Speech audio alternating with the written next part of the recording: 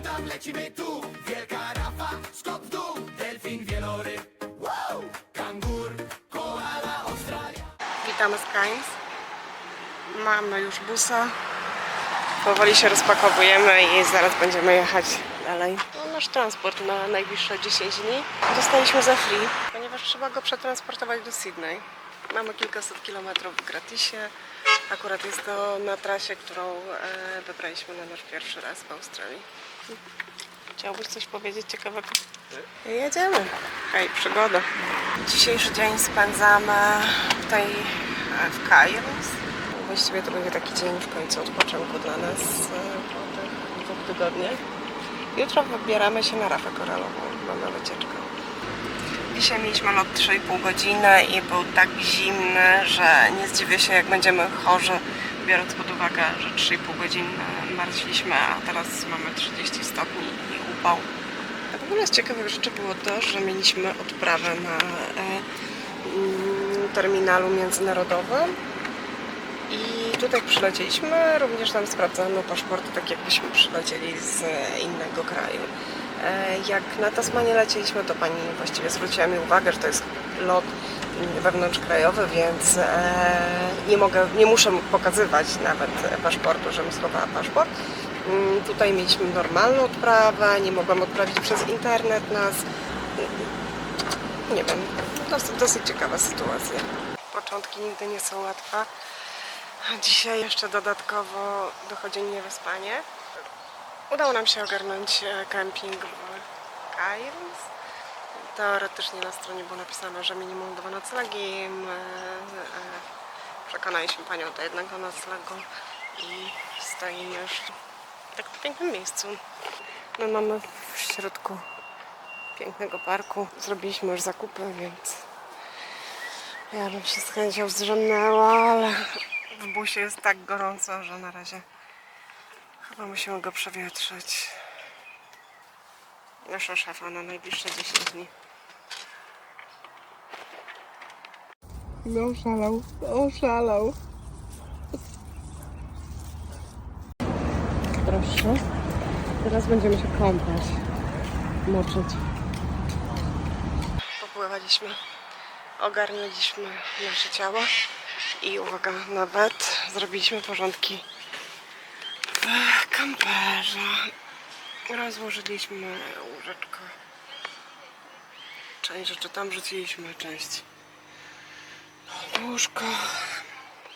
Strasznie mam nieporządek tutaj i trochę się boję, jak będziemy jechali. Trzeba będzie to wszystko poskładać.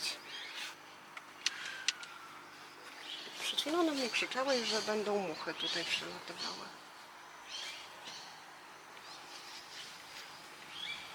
Tak wygląda nasz kemping. Dużo przyczep kempingowych. Dużo domków tego typu. No i co? No. Tam jest oddajnia, prysznice są takie, kurde, nawet bym powiedziała, że na bogato.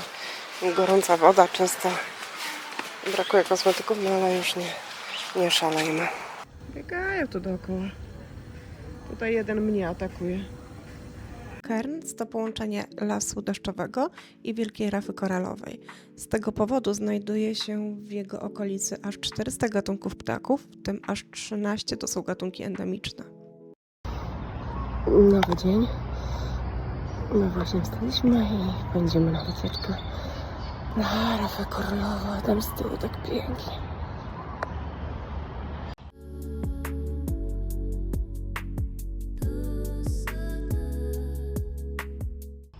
Zameldowaliśmy się i biegniemy na nasz katamaran. Za chwilę będziemy płynąć na rafę koralową i cały dzień zabawy wody przed nami.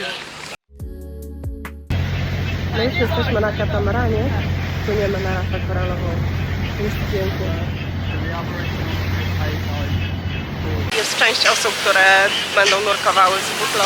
To, co my mieliśmy zrobić, niestety nie udało nam się. Część osób będzie nurkowało. Gdzie uprawiało snorkeling. Czyli my. Jest przyjemnie, bo nie ma zbyt dużo osób, w sensie zbyt dużo. Nie jest tak tłoczno, jest okej. Katamaran jest duży, ogromny. ci ludzie się tak rozpływają po tym. Słuchają. Jest też bardzo dużo obsługi. Tak. Jest, myślę, że z 10 osób, jak nie więcej, które chodzą, obsługują, sprzątają, rozmawiają, dbają o nas, więc pod tym kątem na razie jestem zadowolona. Tak, my wypełniliśmy już ankietę, dzięki której poznali też jakie mamy tam umiejętności, jeśli chodzi o pływanie, coś tam nawet nam zadawali jakieś pytania, więc pogadali z nami. Już czekamy na pływanko.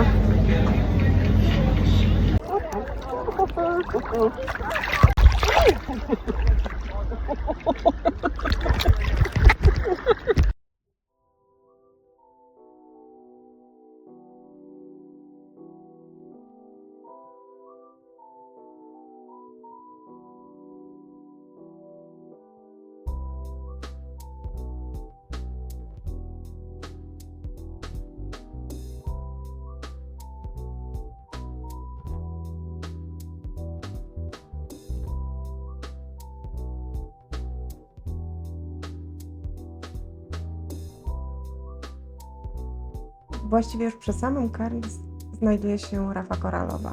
Chcąc jednak zobaczyć ładniejszą, taką bardziej żywą i bardziej naturalną, należy pokonać trasę, która zajmuje około 1,5 godziny.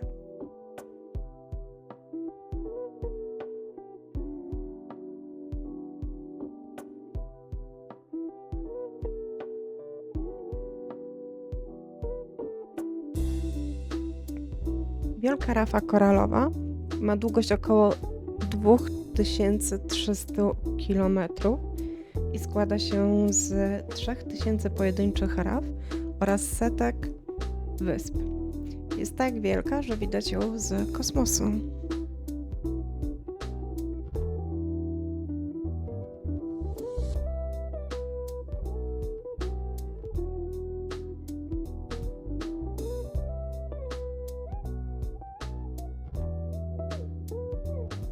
Podczas naszej podwodnej podróży widzieliśmy koralowce w bardzo różnych kolorach.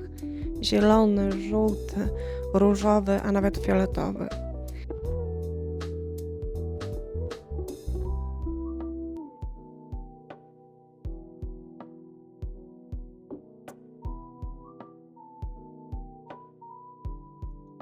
Spotkaliśmy też różnokolorowe ryby, przepiękne, duże, małe. Jednak tym razem nie udało nam się spotkać Nemo.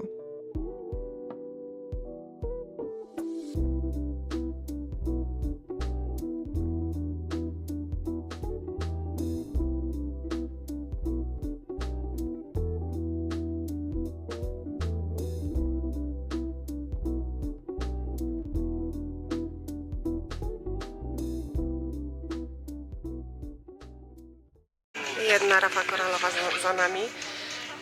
Było fajnie, nie? Tak. Z 1,5 godziny pływaliśmy chyba. Tak mi się wydaje, długo pływaliśmy. Wyszliśmy prawie jako ostatni. Na samym końcu było najfajniej, bo było najwięcej kolorowych ryb. No cóż, no chyba troszkę gorsza niż w Tajlandii. Mniej kolorowych ryb. Jest to możliwe, no bo jest wielka, ale... Widać ją z kosmosu. Tak, ale jest taka... Mniej kolorowych ryb widzieliśmy.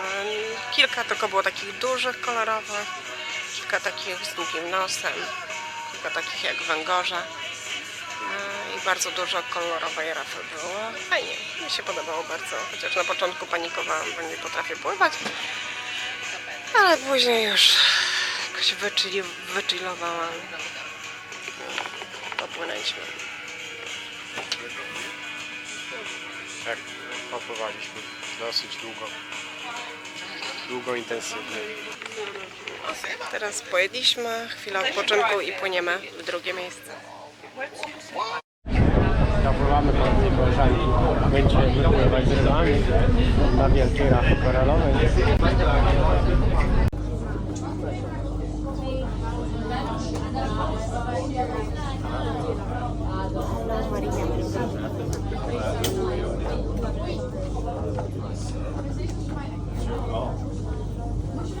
Co robisz? Znowu tu jestem, znowu idę. O, zimna.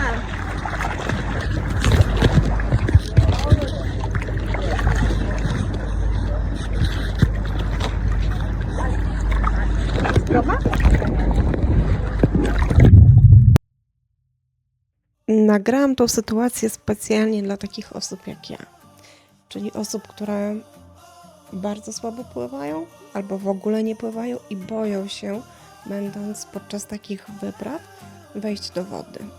Chciałam pokazać, że mając kamizelkę, wchodząc do wody, przez chwilę zanurzamy się, natomiast później wypływamy na powierzchnię.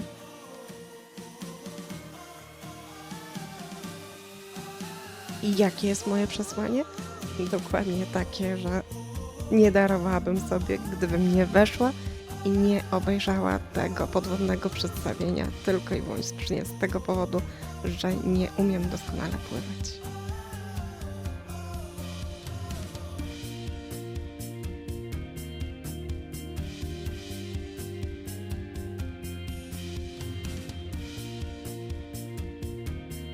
Drugie miejsce, do którego przypłynęliśmy, to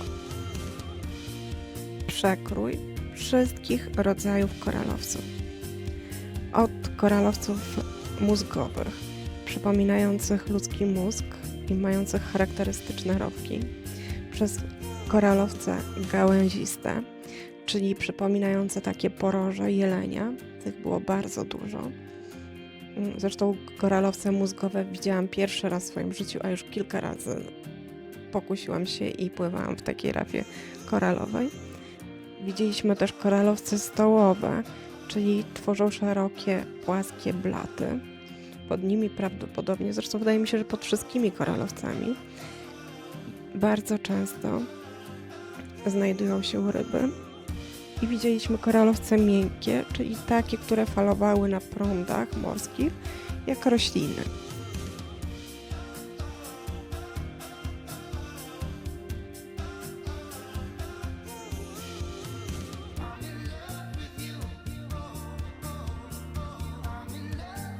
Wszystkie rodzaje koralowców widzieliśmy właśnie podczas tej drugiej wizyty. To było niesamowite i myślę, że to bardzo pokazywało różnicę między tą rafą koralową, a rafami koralowymi, które już widzieliśmy w przeszłości.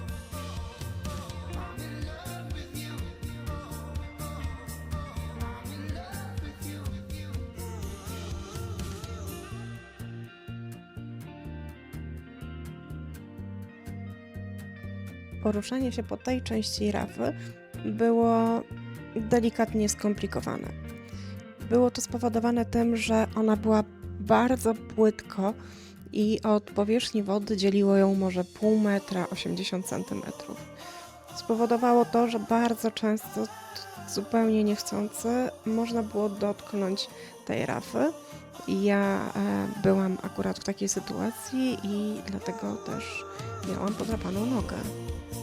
Ale było to zupełnie niechcący i bardzo, bardzo starałam się, żeby nie ingerować w ten ekosystem.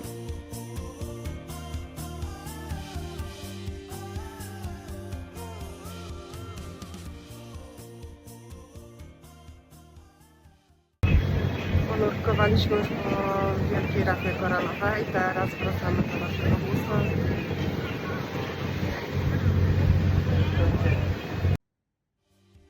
Było to dla nas absolutnie fantastyczne, niezapomniane przeżycie i dostarczyło dużo więcej wrażeń niż się spodziewaliśmy.